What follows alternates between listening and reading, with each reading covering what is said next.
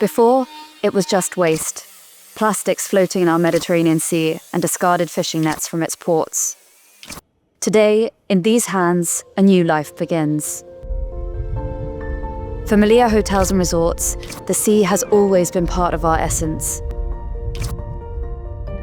That's why we want to restore it to its purest blue. Every year, thousands of tons of plastic and fishing nets end up lost in its waters. This year, in 2025, we've set an even more ambitious goal: to reach 20,000 kilos. We will not only collect this waste that was once polluting our sea, but we will transform it. We'll give it a new life in creating beautiful products for our hotels. Every action we take to protect our ocean reflects our commitment to safeguard our future. By caring for the sea, we are caring for everyone's well-being.